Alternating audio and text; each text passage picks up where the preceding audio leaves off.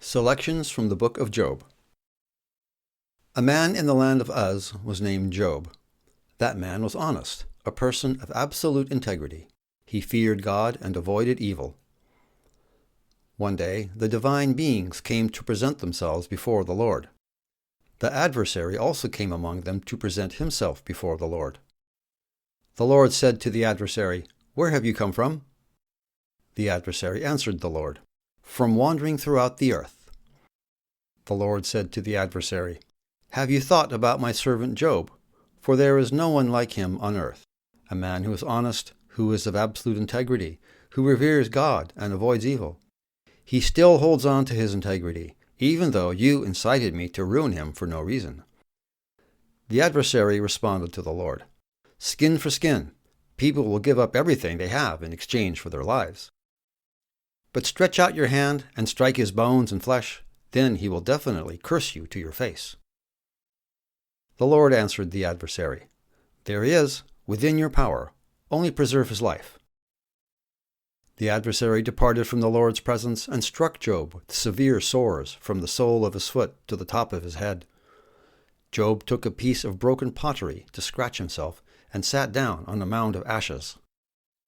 Job's wife said to him, "Are you still clinging to your integrity? Curse God and die." Job said to her, "You're talking like a foolish woman. Will we receive good from God, but not also receive bad?" In all this, Job did not sin with his lips. Then we pick up the story many chapters later, after much more suffering and critique from Job's friends. Job answered, "Today my complaint is again bitter. My strength is weighed down because of my groaning. Oh, that I could know how to find him, come to his dwelling place. I would lay out my case before him, fill my mouth with arguments, know the words with which he would answer, understand what he would say to me. Would he contend with me through brute force? No, he would surely listen to me. There, those who do the right thing can argue with him. I could escape from my judge forever." Then the Lord answered Job from the whirlwind, "Who is this darkening counsel with words lacking knowledge? Prepare yourself like a man. I will interrogate you, and you will respond to me. Where were you when I laid the earth's foundations? Tell me if you know. Who set its measurements? Surely you know. Who stretched a measuring tape on it? On what were its footings sunk? Who laid its cornerstone? While the morning stars sang in unison, and all the divine beings shouted. Who enclosed the sea behind doors, when it burst forth from the womb? When I made the clouds its garment, the dense clouds its wrap. When I imposed my limit for it, put on a bar and doors, and said, 'You may come this far, no farther. Here your proud waves stop.'"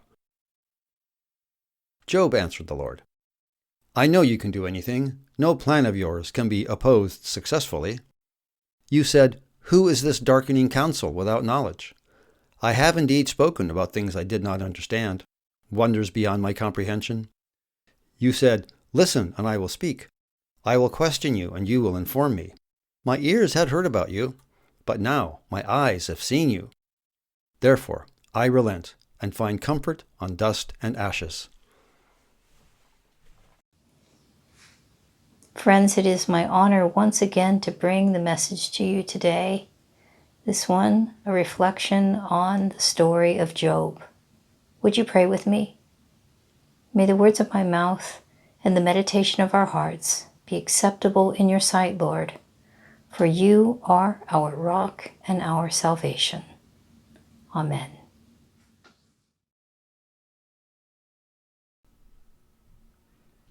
As I did a few weeks ago with the book of Jonah, I selected an assortment of verses from the 42-chapter-long book of Job for reading today, assuming that most of you listening are familiar with the tale, and hoping these verses refresh your memory, if not, give you a decent summary of the book. Job is about 10 times longer than Jonah, so this is a somewhat challenging task. However, with Job, there's a lot less action and a whole lot more talking, or poetry. One could almost reasonably argue that Job suffered more from the words of his supposed friends than he did from his physical ailments and property losses.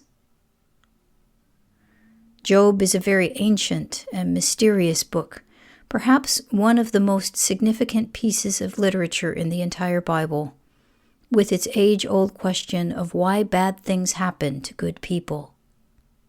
In the end, there is no real satisfactory answer to that question. From God's own mouth, the phrase reverberates from chapter 2, "for no good reason."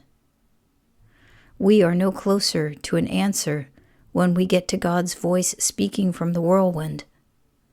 All Job gets is an encounter with the awesomeness of the living God, which leaves him speechless.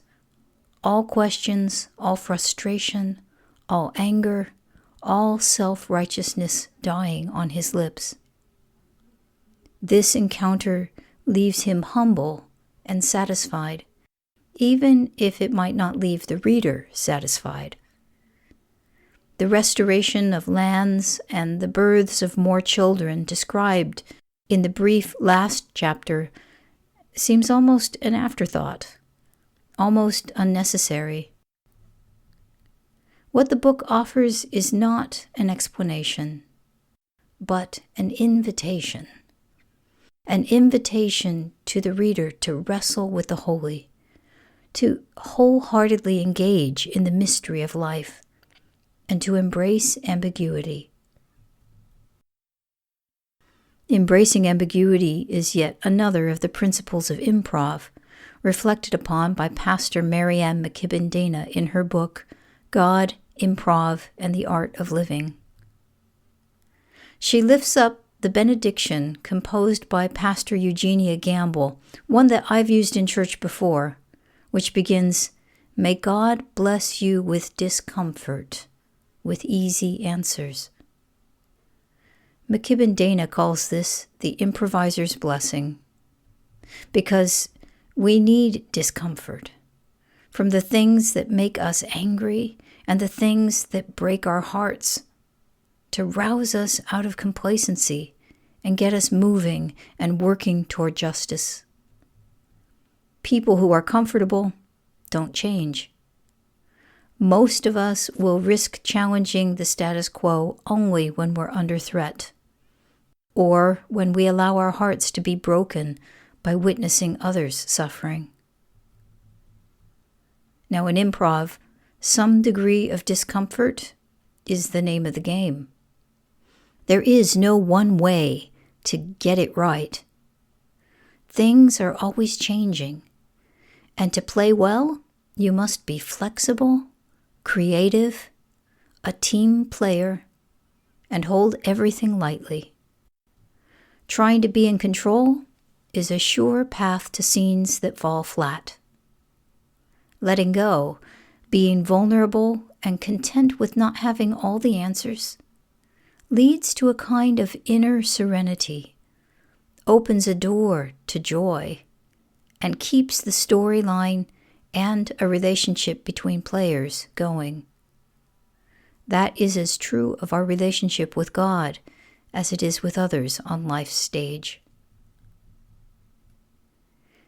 In a 2014 commencement address, Daniel Pink, whose books on business and human behavior are New York Times bestsellers, advised the graduates to plan less and live more in order to discover what they should do with their lives.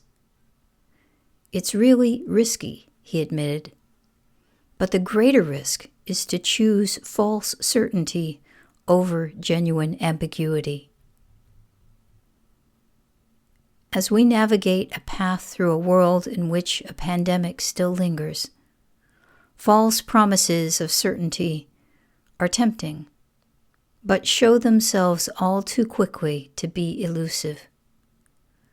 If we are to successfully emerge from isolation and get anywhere near a new normal, we will have to muddle through together, embracing ambiguity as we go. The results are likely to be imperfect. We will be, as we have always been, works in progress.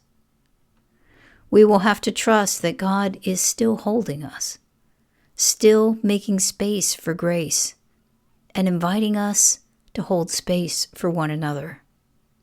And that means we will have to courageously step into vulnerability and messiness. Life is messy, but I am not sure I would really want it any other way. In messiness, there is room for creativity and surprise, small moments of success to be celebrated in the midst of the chaos, small moments of calm in the midst of fear, small joys in the midst of pain and disappointments. In messiness, there is abundant room to shape something new and to make new friends along the way. In messiness, there is beauty. It can be a fierce kind of beauty, disordered, maybe even fragile. But with it, we can fight back against the ugliness of cruelty and injustice and things that seem to happen for no reason. It's complicated, this embracing of ambiguity, but this embrace may well take us to the very heart of the divine. Amen.